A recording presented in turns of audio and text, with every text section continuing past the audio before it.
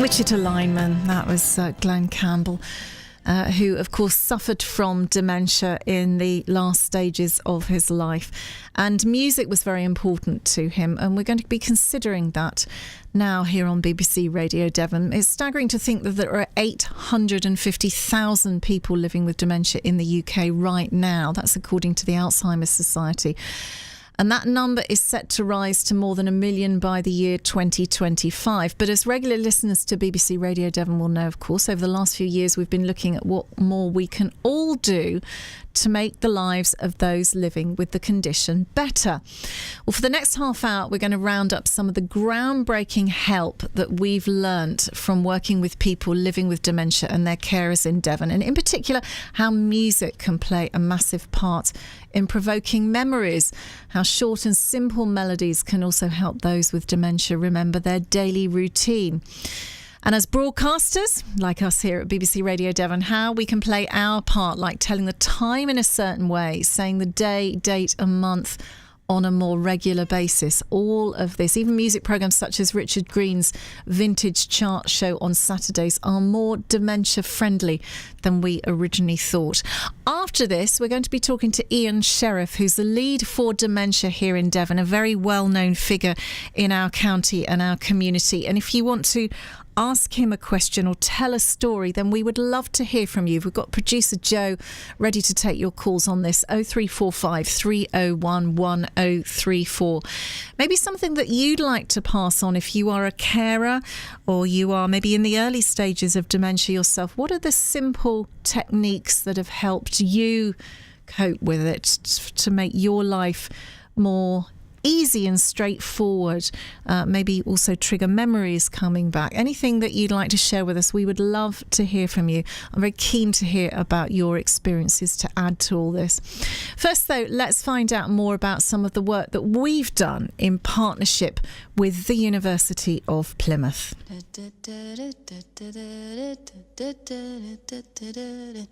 In 2014, BBC Radio Devon spent an entire year helping make Devon more dementia friendly. There's a lot of work to be done out there yet with this sort of thing, and I think what you're doing, I think it's fantastic. As part of that, BBC Radio Devon joined forces with Plymouth University.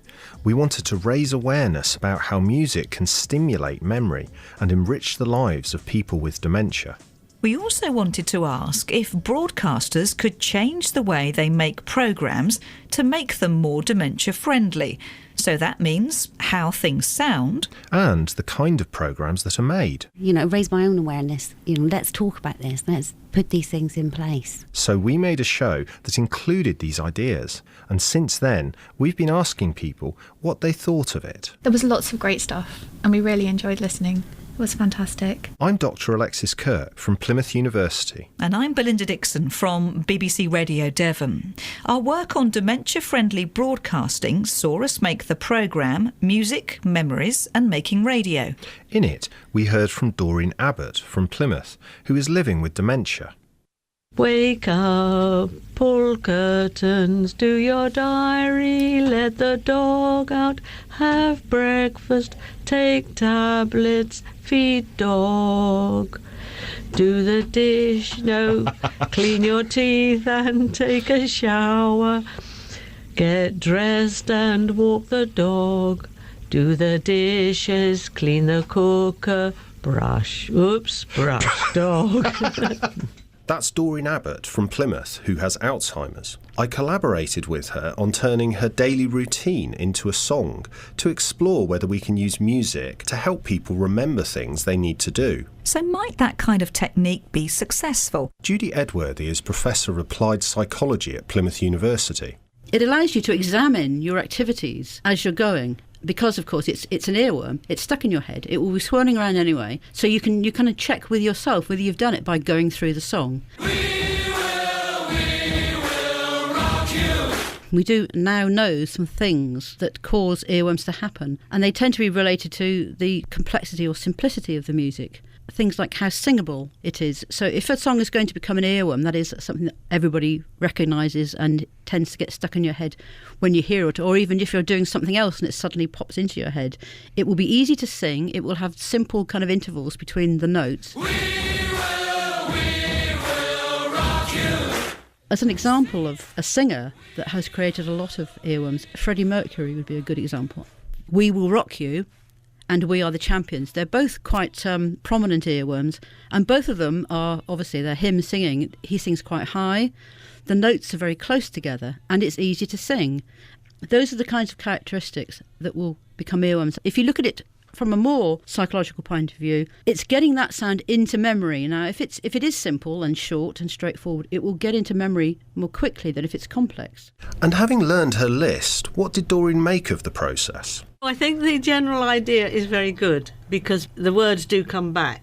The idea of routines, and if you can put it to music, is fine, because I think it ought to be an already known tune and then put your own bits to it.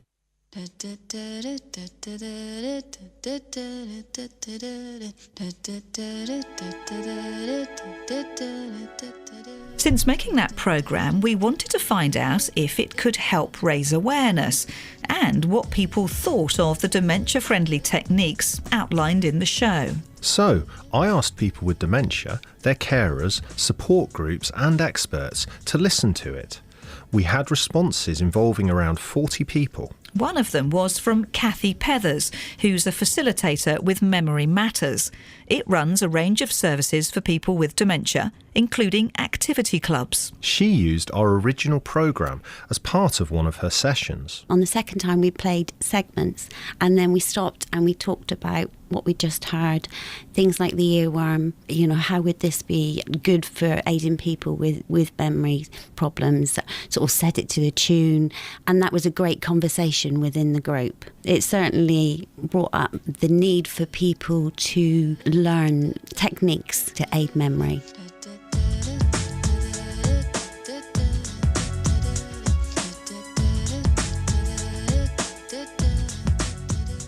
Tom's Diner by Suzanne Vega. It featured in our show as an example of an incredibly catchy tune. Songs like this could be used as a memory prompt in a similar way to Doreen's tune. That idea went down well with Kathy's group. I used the tune and said to people, if you were, I am waking in the morning and I'm going to get the calendar, using that. And some people in the group say, I already do that. I use that method in my head. So it was like, that's great. And other people that don't were very interested in that technique. Sitting in the morning at the diner on the corner. I am waiting. Which brings us back to why we remember. And the tricks we use to aid memory, as Professor Edworthy explains. If you look at the area of mnemonics, now loosely defined, a mnemonic is really a verbal memory aid, and it can be a rhyme or a rhythm or even a song. There's no doubt that these kind of verbal memory aids work, and we all use them actually, and I think that because they stick in the mind a bit better than just straightforward text or prose, you will be more resistant to forgetting these kinds of things as your cognitive functions decline. We're quite used to the idea of using songs that help teach children the colours of the rainbow, for example, is one.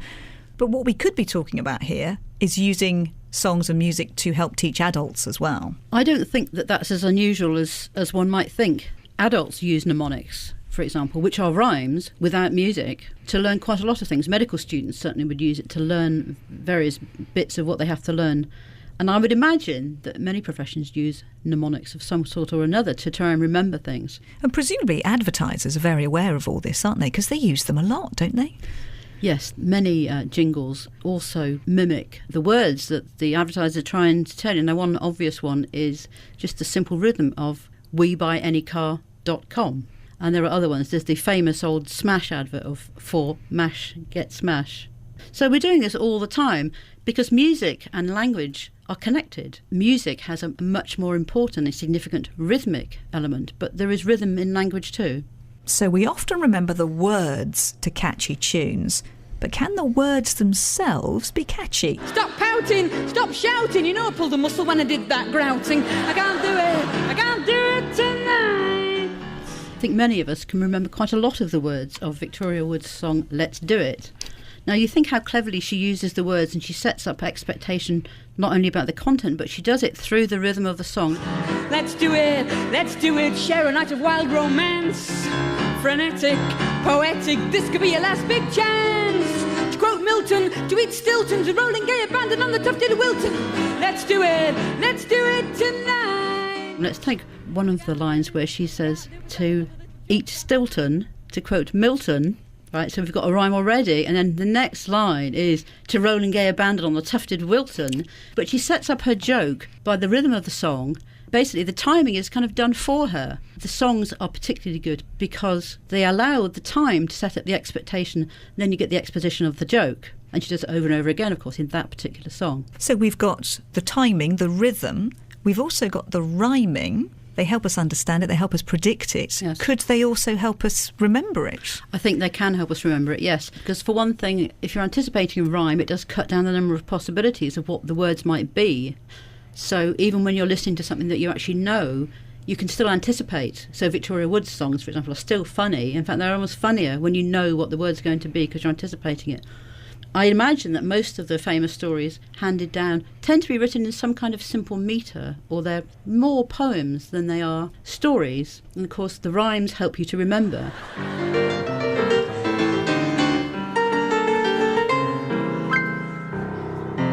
Frida and Barry sat one night.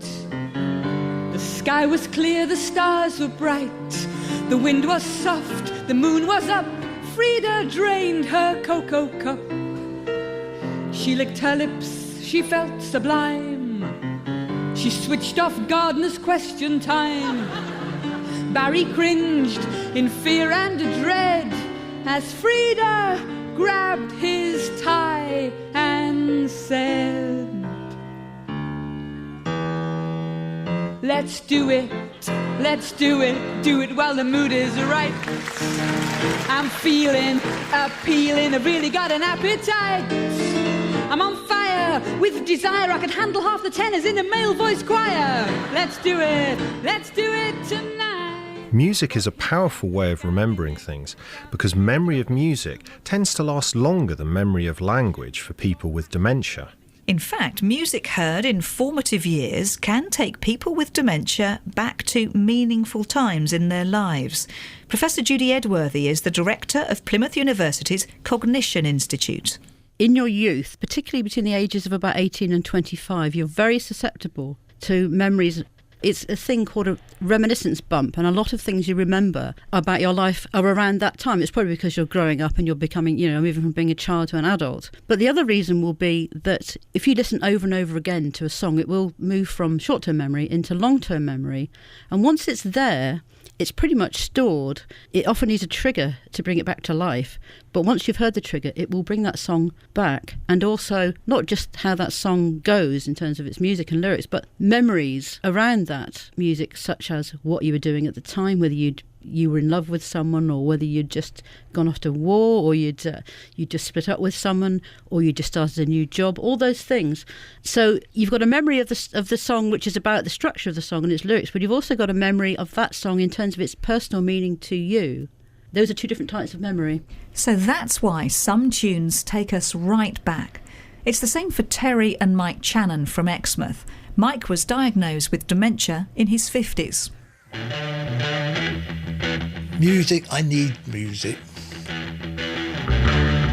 When he's had his concerts on, he's a different person, completely different person. You need cool air, baby, I'm not fooling. Right, Mike and I got together roughly about 12, 13 years ago. We've been married for that time. We're both second-time marriages. And Mike was fine. And then he started to get a problem in his left hand. And eventually we got onto a very nice professor in Exeter who diagnosed this corticobasal degeneration. And since then, it's been a slow deterioration of the use of his limbs and his memory.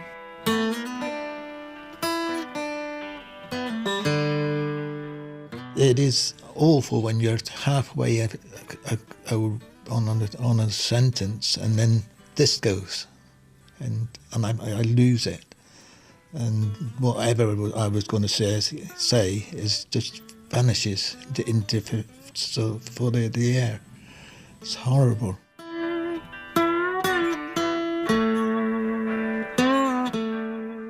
The sort of problem is really that Mike is only 62 and he's had it now for sort of 6 or 7 years. So it's quite surprising how someone so young can have this problem.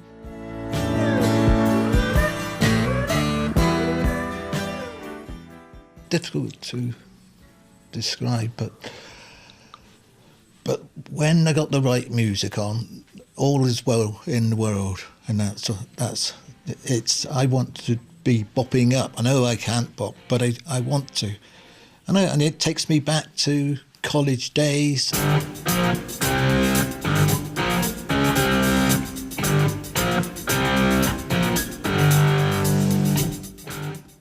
I think it would be amazing if you old rockers got together.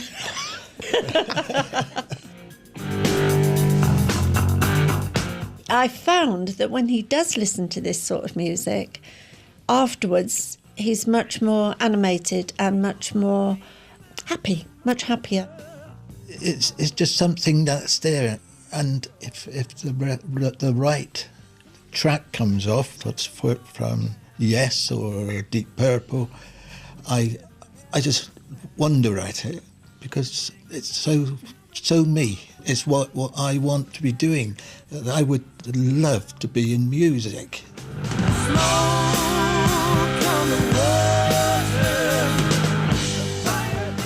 Mike's interests are Led Zeppelin, Pink Floyd. I'm Butterfly. Mop the Hoople.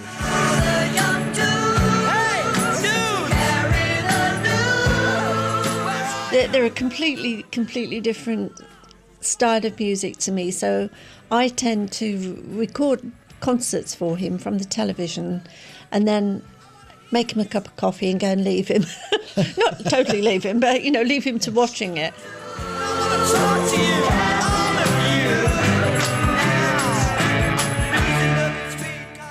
Music has got something special.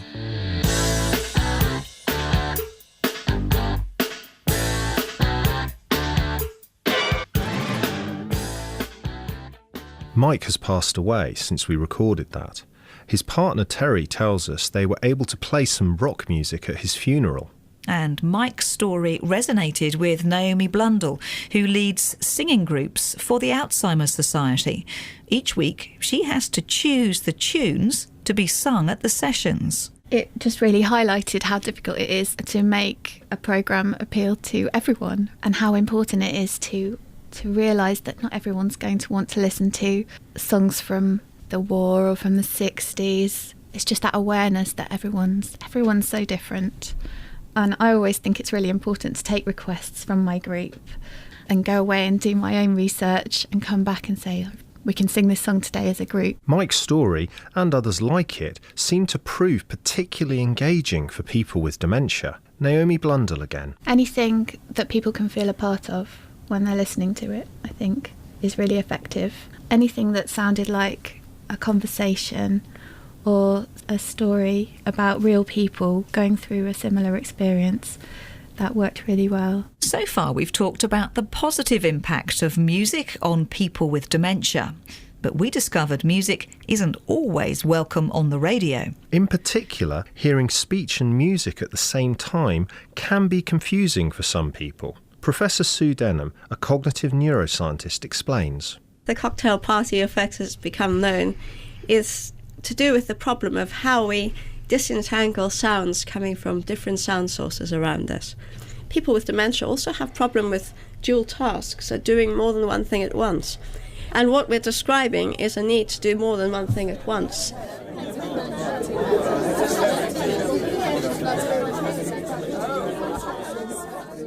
I think that we're constantly building models of the sound sources in our heads.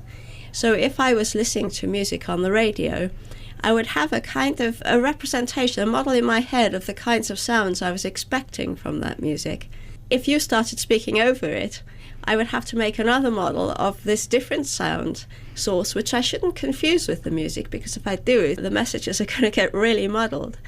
So it's a really complex process, and we have to do it really fast, and we have to do it all the time. I think we all have problems with this.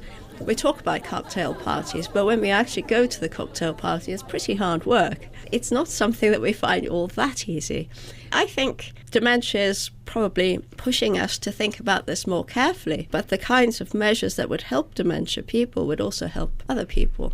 This idea that confusion can be caused by music being played under speech or of people talking at the same time really resonated with someone else who heard the show. Trevor Jarvis is an ambassador for the Alzheimer's Society. He has vascular dementia. Well, if you put some background music, I'm trying to listen to you, and then if there's a bit of background music going on, that would distract me, because I would try and think, what was that? What was that? Did I know that music? Did I know that song? So really, you just want that person talking to you without any interference, any background music or anything like that, because our brain, it can't just work like that. When we contacted Trevor about the programme, he said it was the first time he had sat down and listened to a whole hour of radio because he found it so engaging. And he has this message for broadcasters about presenters talking at the same time as each other. People like us, we're listening to one, and then they're trying to over voice, and then you get another one doing it, and you can finish up with 3 different people between themselves. And you think, oh, I'll just give up, because you can't keep track. Something for broadcasters to watch out for. But radio presenters are already doing helpful things for people with dementia, perhaps even without realising it. As Doreen Abbott, who is living with dementia, explains. One of the morning jobs is to sort of do the calendar and diary and calendar, so that then, you cross off the day so you know what the day is, and you change the calendars. But the time check, sometimes I find that I have no clue what I've been doing, and a time check will suddenly think, how did it get round there? Must get on with what I'm supposed to be doing.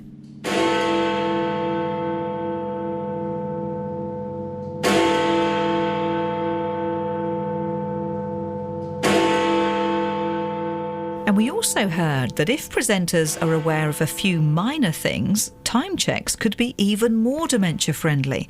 Operations Director for the Alzheimer's Society, Paul Dunnery. Saying it's 4:10 now, that can be really confusing because it's quite dark at this time. So 4:10 in the evening can be as dark as it is at 4:10 at night. So to differentiate that by just saying it's 4:10 in the morning or it's 4:10 in the afternoon can really highlight for somebody where they are in that day. Kathy Pethers works with a Memory Matters dementia support group. Her members agreed that time checks are invaluable. Great for time checks, great for hearing the date, that's fantastic. What we do within Memory Matters is in our sessions we use subtle orientation. So not only would we say the day, but we would say, what do you think of the weather for July? Is it the kind of weather you'd expect? We bring in subtle hints of where we are in the season. You're always 1, 2, 3 jumps ahead. Stick with us, you'll be well fed with happy music all the while. Easy listening with a smile. Keep jumping, follow suit. You're gonna have a bright new future. And radio stations are already being dementia-friendly in another way. Shows often ask people to guess a mystery year from clues featuring the headlines and the music of the time. As we've heard, tunes from the past can be a powerful tool in helping people with dementia reconnect with memories. But could radio go further? Doreen Abbott, who has a dementia, enjoys the guess the year element. But, we asked, can she really take part? When the presenter's saying, what's the year, guess the year from these hits and these headlines. I don't think I've ever got one. Do you still enjoy the challenge, though? Oh, yes. Of trying to work it out? Well, I don't try and work it out because it's a bit like trying to go up a ladder with no rungs, It's a bit of a useless exercise. So perhaps broadcasters, as well as featuring Guess the Year shows, could also turn that format on its head. Here's Paul Dunnery from the Alzheimer's Society. You could really work and help people using those music cues and clues and events. You could really bring back some very pertinent memories for that individual, and they can share that with their family and their children and the grandchildren and the husband. And they could really involve everybody in bringing together stories from their past. So that's interesting, Paul, because what normally happens is you get, here's the music of the era, here are the headlines of the Times, what was the year? You could almost work it backwards and say the year is going to be 1964. What are your hits and what are your headlines, your personal stories? Yeah, because I think if we'd asked my gran what year it was, I think she'd have really struggled. But if we were to give her the clue and say this is 1947, and it was just after the war, we had a really bad weather that year, we give those clues, we play some music that allows people to centre them in terms of what year, what's going on, and actually help them to explore their own life at that time. The idea of a reversed hits and headlines show also went down well with the people in Kathy Pether's dementia support group. It's so beneficial for the carers as well, and the loved ones that are around that person to be able to engage and enjoy that music, that reminiscence together. They'll be touching on things that maybe they hadn't heard before, and so it would be a really good experience, I think. And we asked if radio could go further still. The Alzheimer's Society runs Singing for the Brain sessions. These see people with dementia getting together to sing as a group. The Society says it's a sociable, stimulating activity which boosts people's mood and self-confidence. So we asked, could broadcasters make a version of Singing for the Brain that would work on the radio? And might that help people who struggle to get to those singing sessions? Operations Director for the Alzheimer's Society, Paul Dunnery. Translating that into the radio and delivering that to a group of people is a really good idea. I think the challenge will be that in a group you've got the leader who's giving you the verbal cues and the physical cues about when to join in, how to join in. So it's a real challenge to bring some of what actually happens in a room into somebody's living room. Naomi Blundell runs Singing for the Brain sessions. After hearing our show, did she think a radio version could work? I think it would be really important to try, because if there are people who can't get to a Singing for the Brain group or something similar, then it would be great for them to have something which came even halfway to being as useful, Some of the brilliant things about Singing for the Brain are the sort of the warmth in the room, the friendship and the eye contact and the interaction with other people in similar situations. It would be difficult to get that through a radio programme, but I think if people felt involved in something, if it felt like they were being spoken directly to, if the right music was chosen and it was kept light and fun and engaging, it could be really helpful. So what did we learn in making these shows? That tunes and lyrics can help people recall what they need to do in their day. And that broadcasters can do several things to make their programmes better for people with dementia. Use music to help people reconnect both with their memories and with those around them. Keep music beds at lower levels underneath speech. Make sure presenters don't speak at the same time. Use time checks that reference the time, day, time of day, and possibly even the month. And consider people with dementia when making features. As well as doing a Guess the Year show, consider doing a Remember the Year show. And maybe even make bespoke dementia-friendly content, such as a radio version of Singing for the Brain. Ian Sheriff is Plymouth University's lead on dementia and chairs the Prime Minister's Rural Dementia Task and Finish group. The power of radio, the power of music, and also if the presenter is aware of some of the issues around dementia and dementia communication, then certainly, if you take the analogy of the Singing for the Brain group, then if we could somehow harness some of that action, some of those emotions, etc., through music, especially in isolated rural communities. So I think there is a role to play, but I'm heartened by some of the things that we discussed. In my book, a really big tick.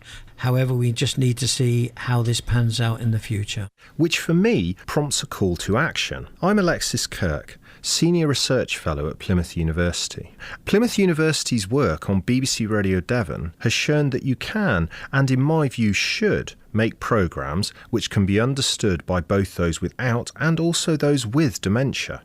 The UK's major broadcasters all commit to being inclusive and helping the community. So why aren't more broadcasts more dementia friendly? These programmes could help all those with cognitive problems and their families, having a positive impact on millions of people. And dementia-friendly content often just means making good, clear, understandable broadcasts for everyone.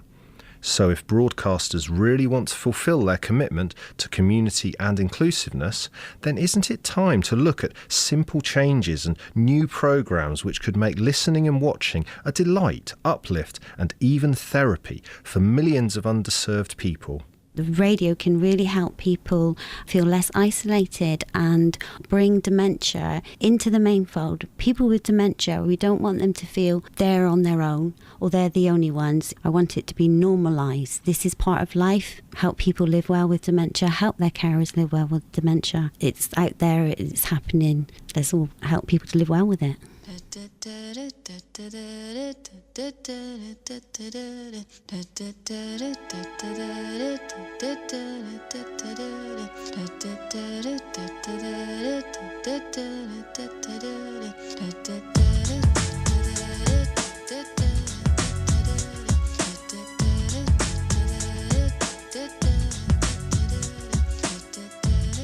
Suzanne Vega and Tom's Diner, and we're going to hear that in full in a few moments' time. We're also going to speak to Ian Sheriff, who's the lead for Dementia in Devon, about some of the ideas and the stories within that. If you want to talk about an experience that you've had, maybe as a carer, maybe with your own dementia or Alzheimer's diagnosis, then we'd love to hear from you. 0345 301 1034, or you can text us on 81333 and start your message with the word Devon. I think Ian's going to stay with us a little bit beyond 2 o'clock, so plenty of time to talk to him if you've got something to share, particularly about the role of music. And I suppose other day-to-day memory triggers and ways of getting people to remember things and structure days. So we're not talking so much about drug treatments and medical advances. It's about the day-to-day ordinary things, in particular music, that can help people. 0345 301 1034. The latest traffic and travel news from Devon's radio station. BBC Radio Devon.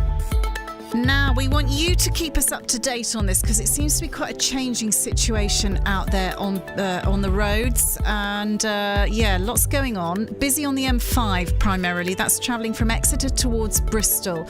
There are particular areas of congestion around junction 26 at Wellington and on towards Taunton. If you're there and you want to give us an update, then listen out for the number at the end of this bulletin.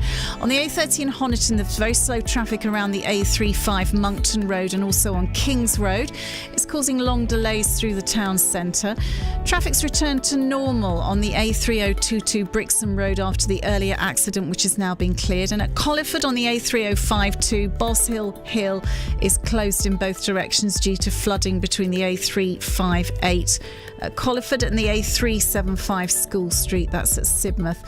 Exeter, the junction of the A30, we've got reports of a lane blocked and heavy traffic due to a broken down vehicle on the A377 Alphington Road.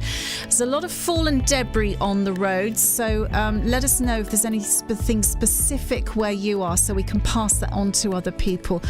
I'm led to believe as well there are reports of further rain and maybe some icy conditions later on, so we're going to be bringing that to you throughout the afternoon. Just be careful out there anyway. Nothing to tell you about at Exeter Airport. On the trains, there's no cross-country service between Exeter, St David's and Paignton, Exeter, St David's and Newquay, and between Exeter, St David's and Penzance due to strike action. Traffic's moving well on the Tamar Bridge. There's a 15-minute wait with 2 ferries running at Tor Point. And here's the number, 0345 300 28 29 for our travel desk. Call BBC Radio Devon 0345 301 1034. Text 81333. Start your message with the word Devon. Email devondebates@bbc.co.uk. It's Janet Kipling with you. It's Devon Debates for the day after Boxing Day. I don't know what the official name for it is, but anyway, we're delighted to be keeping you company. We're going to talk about dementia in a couple of moments' This time. song is called Tom's Diner, and it's about Tom's Restaurant in New York City on 112th Street and Broadway, if you're ever there. Live version of Tom's Diner from Suzanne Vega. That was one of the songs that were talked about on that documentary that we heard a few minutes ago. Talking about the ordinary things in everyday life, but particularly music and how that can help people. Fascinating to hear how it can play such an important role in the lives and can help people with dementia. So just something like a tune can take us back in time, but also help us order and structure our days. Well, let's talk to Ian Sheriff, who's the academic lead on dementia at Plymouth University. And we've also got Hilary Cragg in the studio, dementia solicitor, and she's also a carer as well. Hello, Hilary. Thanks very much for joining us. Good of you to turn out, both of you, on this day after Boxing Day. Absolute pleasure. Ian, we'll talk to you a little bit first of all. Obviously, you were in the documentary, and do you think this work has been really key in helping people in their daily lives? I know you've been in before, and we've talked about medical advancements and all sorts of things like that. But this is much more simple, but very powerful, isn't it? Music is powerful, and an awful lot of things we do to support people with dementia and their families are the simple things at work. But I know Alexis very well. We've been working together for about 4 or 5 That was the doctor who was doing the thing with Dr. Belinda. Alexis Kirke. Yeah. But we're not only doing it with radio stations, we're actually doing it with airlines as well, because I chair the Prime Minister's Dementia Air Transport Group, and we want people with dementia and their carers to carry on travelling. And so with Alexis and some people from the airline industry, they're looking at the back, when you have on the back of the seats, you have films, etc. when you're flying. Well, Alexis is working on that as well. What are the best films? What are the best music to listen to? And you could see the documentary we made on television about flying. It's not only dementia that we're using this with, it's also people with autism. And when a person arrives at an airport, how are they treated, and etc. But with autism, what we've found is that people put on headsets and they can get through this melee of noise and jumbled signs and everything like that. So music, sound plays an important part. Are we at have we finished sort of looking at that and developing it? No, we haven't. And I'm really pleased that Radio Devon kicked this off 3 years ago. So you are trailblazers. And I noticed Alexis was talking on the radio there about how we could transmit from a radio station a sort of a singing for the brain session. And that can actually be a real bonus for people living in isolated communities, because they tend to not have access to services.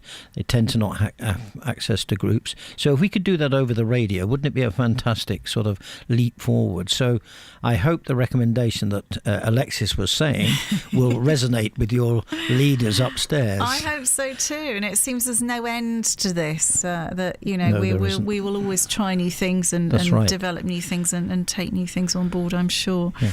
Let me bring Hilary in. Hilary, tell us a little bit about, in your work as a carer, first of all, how this has played out. Tell us a little bit about who you're caring for, first of all. I'm a carer for my mum, and she was an incredibly independent woman, and the important thing I think to remember about people living with dementia is that they're all individuals. They are all their own people first. They're the person that they were before they are the condition.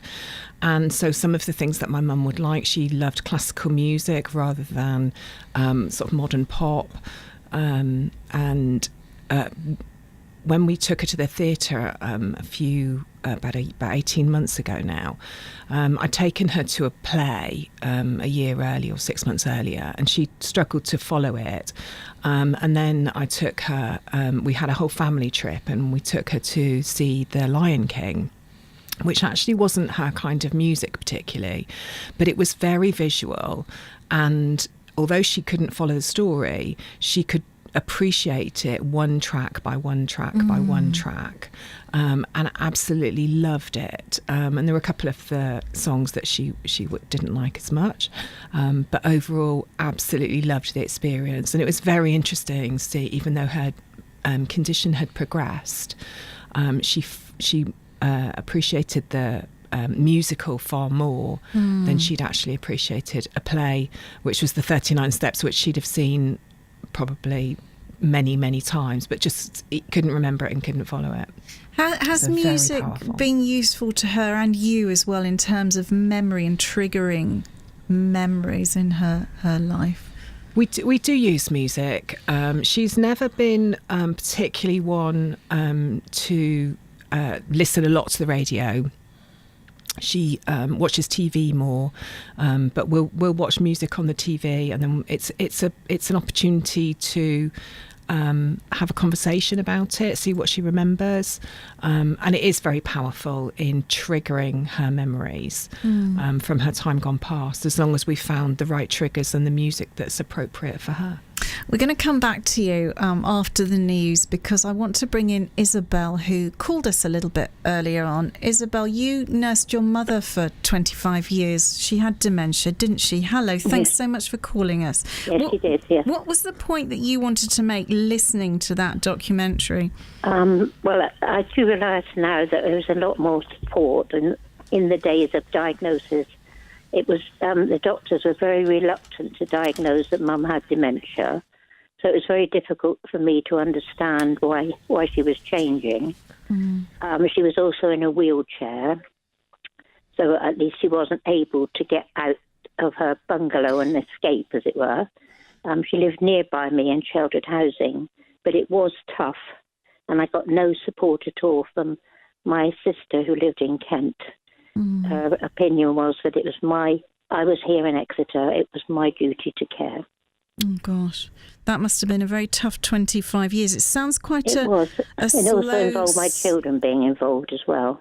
Right, and quite a slow progression by the sound of it, 25 years. Yes, yeah. I mean, she started with the arthritis. That's why she had to sell her house and go into sheltered housing.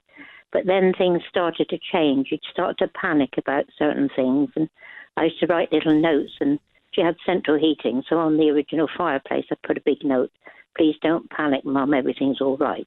Oh, that's I was also a lollipop lady at a roundabout near where she lived, so I was in and out, probably visited 10, 12 times a day. Really? Yeah, and then Gosh, when I she get was home lucky to cook to my have meal you. for the children, she'd Right. phone me up and ask me for a loaf of bread. Gosh, right, yes. And so she didn't really need it. And if I didn't answer the phone, she panicked and phoned the police. It must have been absolutely exhausting. You mentioned the note above the fireplace, "Mum, don't panic." On the tiles. fireplace. Was there anything else? We were talking about music, maybe music or anything else that you She loved used. music. She loved watching snooker. And I did a lot of getting the old pictures out of the suitcase and going through them. When she was 90, I took her down to Paignton. We caught the steam train down to Kingswear. And what was absolutely amazing, when the train pulled in, we'd booked to go in the carriage, that's a Pullman carriage, that's like 3/4 glass. And she stood out of that wheelchair, held onto the bars and pulled herself into the train and walked all down the carriage, because we had grown up as a railway family. I was amazed. Right. Amazed. So something was triggered in her mind with that. Yes. Isabel, a wonderful story. Thank you very much for calling. I'm just going to bring Ian in this. Some lovely examples of things that Isabel was doing, presumably quite a long time before this was known. I mean, she's going back 25 years as a carer. Yes. Ian. Can I just say about carers as well? I mean, family carers actually save the country about 11 billion a Yeah, I'm year sure. for their work they put in. Yes, but carers can actually sort of use some of the methods, or whatever you want to call them, to actually engage with the person with dementia. I do feel for carers because, if you're getting a constant barrage for 24 hours a day, 365 days a year, then, that does take its toll. And that music came in very well then, I thought. Yes, it's our news coming up in a minute. Sorry, carry on. Okay, so, the experience on the train was amazing. That was obviously going back to when she was a very young person, her mother, and the trains played a big part in their life then. I'd love to hear some more stories about that. Actually, we're going to come back to you after the newsy, and if you'll hang on there, we'd love to hear more stories from you. 0345 301 1034.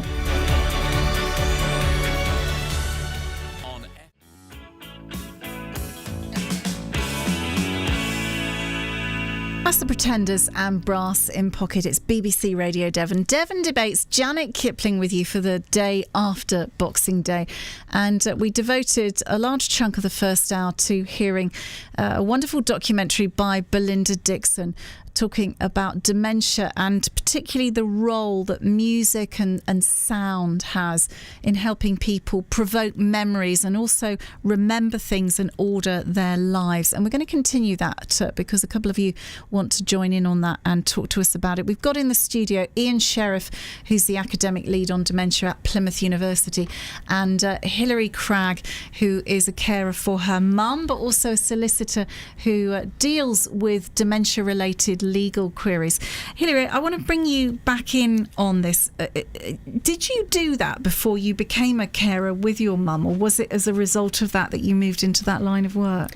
No, I was this kind of solicitor before my mum became ill, and it meant that I was very well equipped to deal with it. My mum therefore had everything in place, including powers of attorney, both kinds, finance and health and welfare. And had sorted out her affairs so that when it came to it, we were fairly prepared for it. But even though I'd done this for a long time, the emotional impact is not something that that you can learn from a book, or there's no sort of training for that. And just actually going through and living it and understanding what that then feels like was still very new to me. Has she, though, within that somehow taught you things and helped you understand things that you can use to help other people? Absolutely. She taught me, through her dementia, she taught me quite a lot about life. She did have a slight personality change and became a lot sort of softer and quieter and calmer. And that side of her personality hadn't really come out before, which was lovely to see this sort of change in her person. But she lived very much in the moment, and that's a lesson for life for all of us. Sure is. Because she couldn't remember loads about the past. She wasn't expecting the future because she knew she was elderly, and had been ready to die for quite a long time. She wanted to die and be in heaven with my dad. So she was quite prepared for what was coming, and wasn't planning anything in the future. So her life very much consisted of living in that moment, and that was a really interesting lesson to sort of realise that even in her very poorly state, she could still teach me new things. Tell us a little bit about your legal work then. And you talk about the powers of attorney and the wills and all the thing that you've fortuitously had in place beforehand. I guess not everybody is prepared. Well, I should say very few people are as prepared as you probably. And maybe they are making those decisions and coming to see you with their relatives.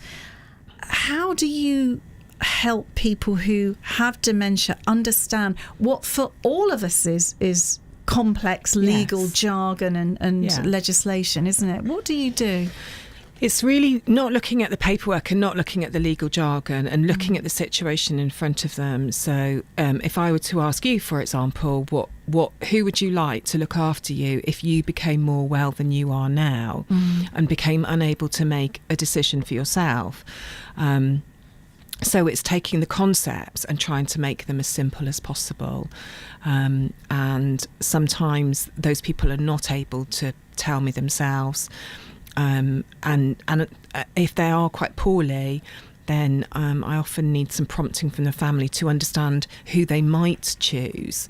But it's always that individual person's choice. I would never try to have one child, for example, or sibling or spouse try and take the power of attorney if they thought that was it, that's what they wanted to do, because it's always a power that's actually given. So that person themselves has to agree to it, and they have to understand enough about what they're doing. And when they come to sign, that is something. Is it a struggle getting to that point sometimes? Usually, if we're there, then I do it in 2 meetings. So the first time to gauge them, see what they understand, find out who they want to appoint, and then there's a second meeting to sign the paperwork, right? And make sure that they've understood it when they've signed it. And if I'm not happy that they haven't understood it, then we would maybe postpone for another day. People can become quite poorly and then they can recover. It varies from day to day it very does much, vary. doesn't it? Yes. Yeah. Ian, let's bring you in on this. I know you're very familiar with Hillary's work. What was it that you wanted to add with Well, this? I think what Hillary would advocate, and I'm sure most people who know about dementia, is to get people very early on in the process of their dementia to start sorting out their legal wishes. So the earlier, once you get that diagnosis, I would suggest that, and we're not very good at it, advising people at that stage about it, but they should, at that stage, start thinking about their legal situation. Pretty immediately, I would have thought, because it can take a long time or be quite quick, can't it? Hillary's nodding there. Yeah. What I would actually say is putting your affairs in order is one of those things like buying house insurance. You buy house insurance and hope that your house is never going to burn down, but it's there and it's in the background and it's tucked away in a drawer and you don't worry about it until your house burns down. And so as an example of that, I've actually created powers of attorney myself as soon as my youngest child turned 18, because your attorneys need to be 18 in order to be attorneys. I've actually created them myself. And whilst it was slightly concerning for my then youngest, yes, I know. Happy 18th. Happy We're going to 18th. give you massive responsibility. Blow now. your candles out. Here's a pen. But because nothing's happened and it's been tucked away in a drawer for a while now, and they've just got quite used to that idea, and they've seen me with my mum. And it's not my expectation, and it's my sincere hope that they won't be used for years and years and years. But they are there just in case I were to have a car accident, for example. So it's not just necessarily about waiting until you've got the first signs of illness. It's actually plan now when you've got a really good idea, when you're not struggling for language. And you've got an understanding of what you want to have happen. And nothing's ever written in stone. So if I were to change my mind, for example, in the future, I can always cancel the powers of attorney and reappoint them. And so there's still opportunities for my life to change and for my mind to change. But I am already prepared, even though I have no signs of dementia, or not that I'm aware of. Yeah. Well, we hope that it never happens, but as you said, it's absolutely good common sense to do it. Ian, let's bring you back in here. Oh, actually, I've got a text that I want to read you out from Kim. Kim, it's an email. Hi, Janet, this is fascinating. Kim says, I'm a historian. I'm very keen to share my local and social history project research to help people with dementia and their carers. I'm currently researching the Plymouth music scene. That sounds like a good one. Social housing and post-war redevelopments. If any organisations would like to contact me, then I can pass my contact details on to them via your producer. I'm looking at learning more about dementia in 2018, says Kim. It's important to me. This sounds like a great offer, doesn't it, Ian? I'm sure you can It draw does. Kim I mean, in and as soon as you get Tim's contact details, do pass them on to me. I will. I've had a gentleman who has somehow he's managed to get all the sort of 1950s, 60s sort of BBC programs they used to put out. Not the actual programs, but the public service announcements and stuff like that, and documentaries. And what he wants to do is cut and paste a lot of that to use to stimulate people with dementia and their carers and families, so that they can actually sort of reflect back on that time. Now, what we've got to think about now is there are people as young as 30 getting dementia now, so we need to think about not only the music we actually use for people with dementia, but also the other things that we use to stimulate them.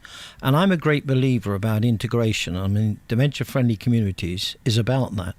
It is about the person maybe not going to a special group for singing for people with dementia, but going to the singing group in their village or in their town.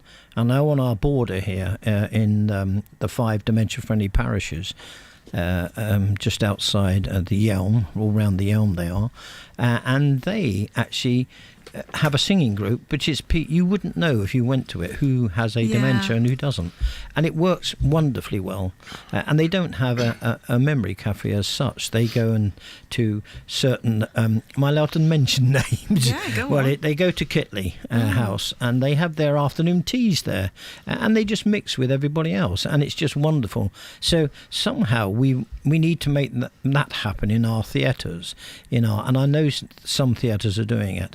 And I know that our films, going to see movies and stuff like that. There are places in Plymouth where the music isn't as loud as it is for everybody else.